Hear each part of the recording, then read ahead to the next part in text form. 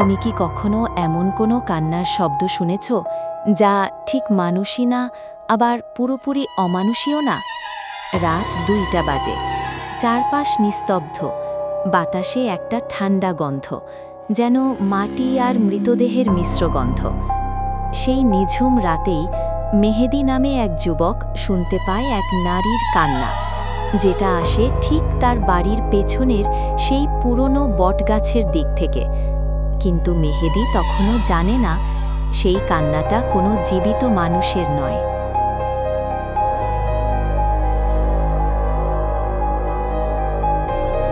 মেহেদি ঢাকায় চাকরি করত।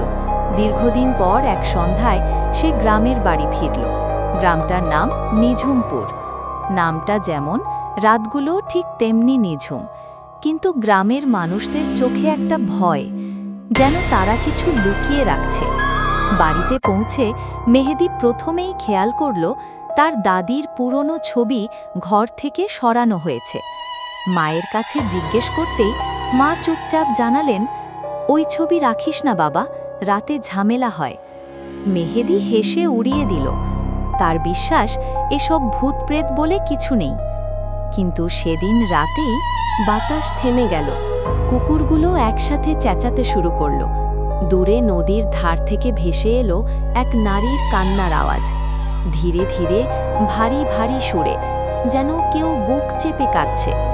মেহেদি প্রথমে ভেবেছিল হয়তো কোনো পাগল, কিন্তু মিনিট ৫ পর কান্নাটা থেমে গেল হঠাৎই। আর পরের মুহূর্তে তার জানালায় টক টক টক করে ৩বার শব্দ হলো। মেহেদির বুক ধক ধক করে উঠল। সে ধীরে ধীরে জানালা খুলে তাকালো বাইরে, কিন্তু কেউ নেই। শুধু দেখা গেল বটগাছের নিচে একটা সাদা ওড়না বাতাসে ঝুলছে, যেন কারো গলায় পেঁচানো অবস্থায় আছে।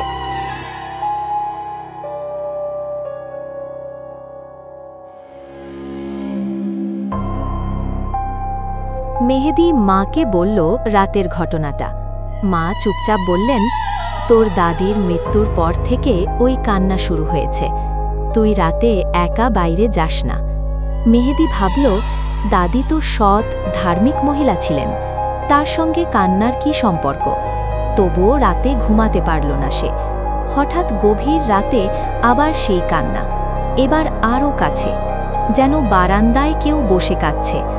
মেহেদি ধীরে ধীরে দরজা খুলে বাইরে গেল, আর দেখল একটা সাদা ছাড়া বারান্দার কোণে বসে আছে।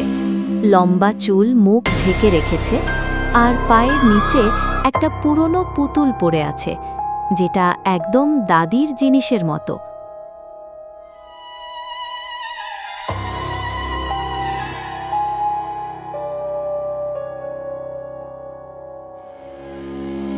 মেহেদি ভয়ে থমকে গেল। সে পেছাতে গিয়ে দরজাটা বন্ধ করতে গিয়েও পারেনি, কারণ ছায়াটা ধীরে ধীরে মাথা তুলে তাকাল তার দিকে। চোখ দুটো সম্পূর্ণ সাদা, কোনো মনি নেই, আর মুখে ফিসফিসিয়ে বলল, আমার জায়গাটা কেন নিলে মেহেদি? যদি সাহস থাকে ভিডিওটা এখানেই থামিও না, এখনো আসল ভয় শুরুই হয়নি।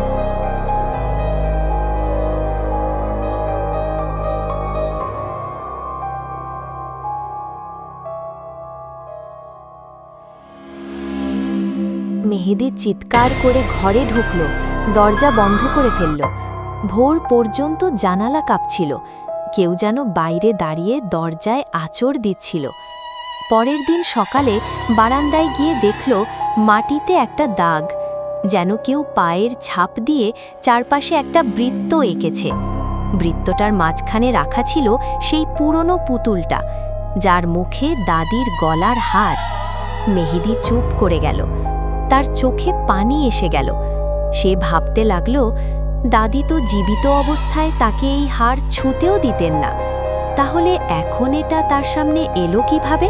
আর ঠিক তখনই বাতাসে আবার শোনা গেল সেই কান্না, এবার আরও কাছে, আরও স্পষ্ট, যেন কোনো মৃত আত্মা বলছে, আমি এখনো এখানেই আছি।